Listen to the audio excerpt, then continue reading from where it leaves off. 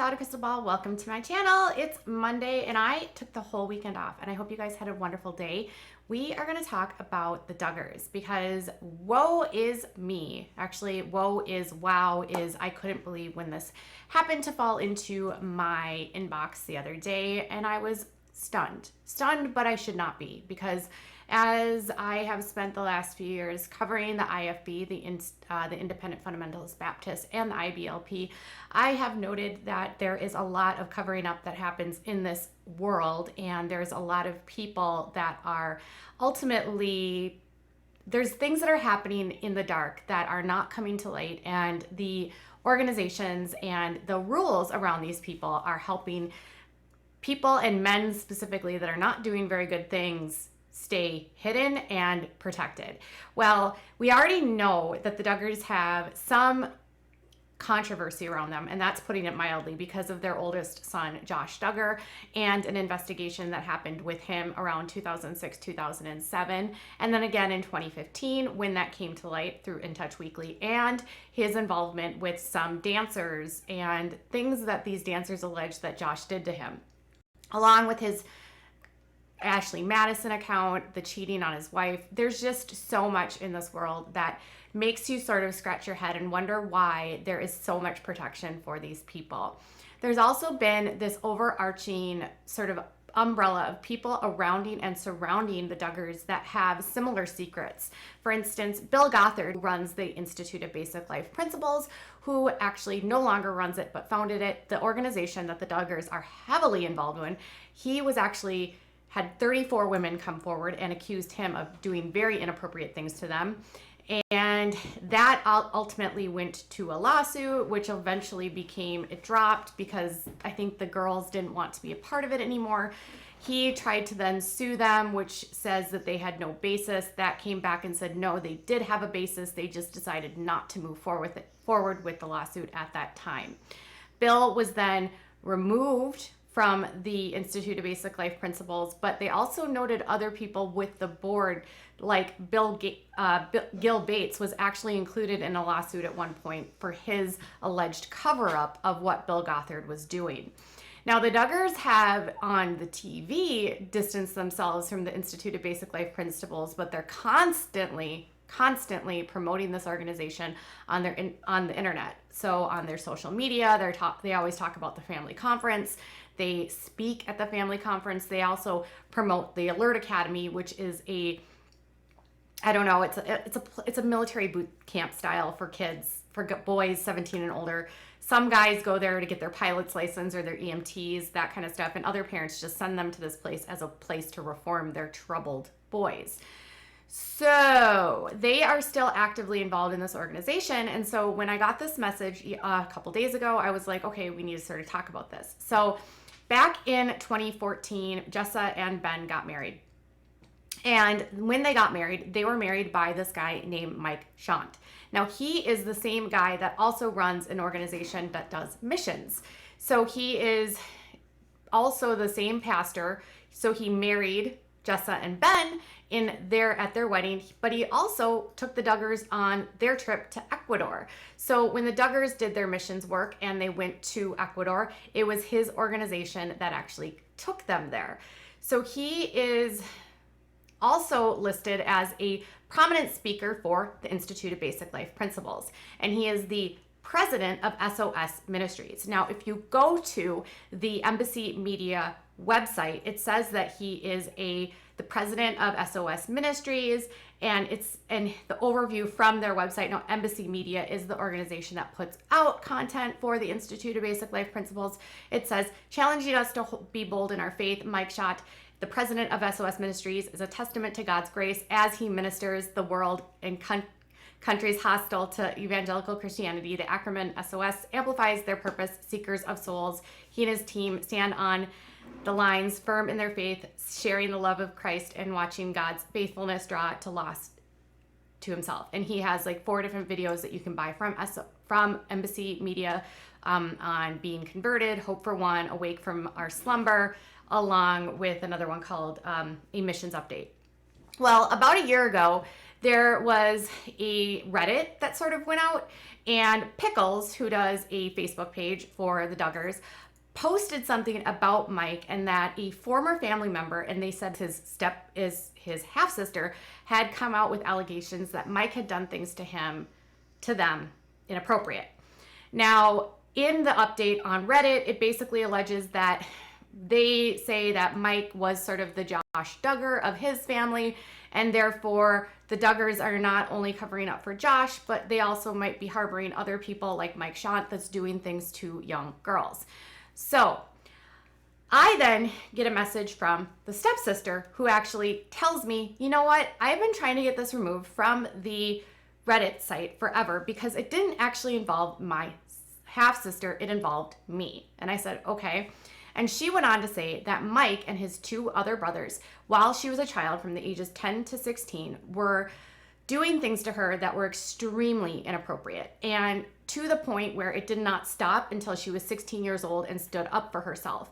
She also claimed that her parents did not prevent these types of things from happening. They did not properly supervise, and that her brothers sort of manipulated and blackmailed her to a point to get her to do things with them so that they could get their jollies off. Obviously, this has left a lasting impression on her, and she is extremely frustrated and angry and hurt by everything that happened growing up. She told me that two of the brothers, actually one admitted to doing it, the other one apologized, but she said the third one, Mike, has never admitted to his role in this. In fact, he flatly denied it. So she said, obviously now seeing him up on TV shows, running this ministry, it's frustrating to her because she knows what happened. Now, when I asked her, do you think he's still doing this? She's like, I don't think so. I mean, this all happened when we were kids. Obviously, I can't say, but she didn't feel like he was still potentially doing any of these things. But she did say, in fact, he did these things to her when she was a child. She says that, and then in an update that she shared on her Facebook, she actually wrote this. She said, no one knows, no one understands, and it makes it all worse. My own father accused me of luring my stepbrothers. He told me little girls taunt little boys. I was 10. Tammy knew this and saw, and she remembered everything, and she too was disowned. She was talking about another one of her sisters that was also part of this, that saw what was happening to her. Now, she says that this was not happening to their blood relatives. She was their sort of target because she was not the blood relative, she was the stepsister. But she says that the reporting of this has really impacted the half-sister because she was not actually involved in it. So she asked me if I would clear this up for her. Now, obviously, all of this is alleged, and Mike has never responded to any of this, but I did find it interesting that she said that this whole post on Reddit has caused this massive problem for Mike because they want it, the family apparently allegedly wants it removed because Mike is somehow not getting the donations that he wants for his ministry organization.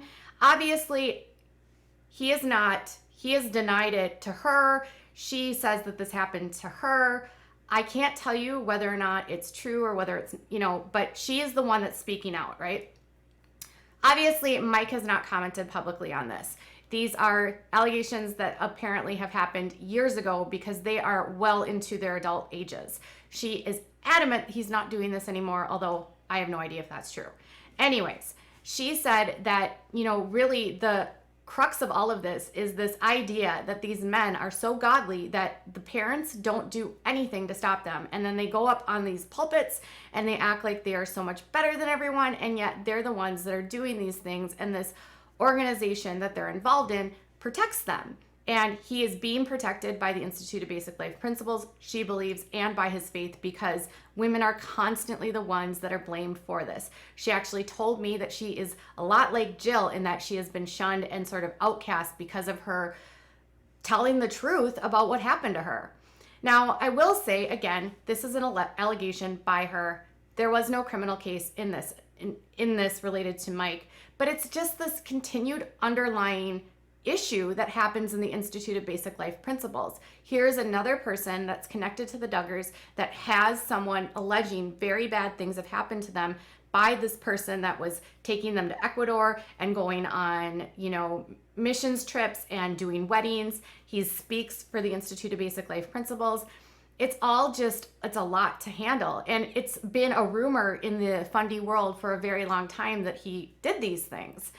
So my question is, at what point does this organization blow up to the point like any other organization that is a cult? This is starting to make me wonder if the Institute of Basic Life Principles is not any that far off different from Nexium or any of these other organizations like the Kingston Clan that use power and sex in order to control things. And the men have the power to get what they want. The men in the IBLP, as well as a lot of the independent fundamental Baptist conservatives like the Duggars and other organizations, force the women to be joyfully available. And when a woman is joyfully available, she has no autonomy, no body autonomy, no control. It's evident in the way that Jim Bob Duggar actually constantly has to use Michelle as this method of PDA to prove that he is so much of a stallion, in my opinion. Now, it's not clear if the Duggars know anything about his history, so I can't say that it's the response. I can't say necessarily that the Duggars would know this happens, but the fact that Jim Bob went on record and said that he heard that it was so common when he spoke out to other people about this problem because it happens in most families, this was actually the same sentiment that this woman told me. She said, this issue is so common in these large families in this world because of what we're taught. So my question is how many more people are we going to have on our TVs that are doing these types of things, allegedly, and then how many more times are we going to just pass it off and say that it's not that big of a deal? If it's true, the Duggars are consistently bringing men into their children's lives that end up in trouble for what they've done to women or are alleged to have done things to women. I don't think we need to even forget about the guy Caleb that was sort of courting, or the rumor was he was courting Jana. He actually got convicted of doing stuff to kids. Yeah. So there's a lot of people swirling around that are all doing bad things, including their leader, Bill Gothard.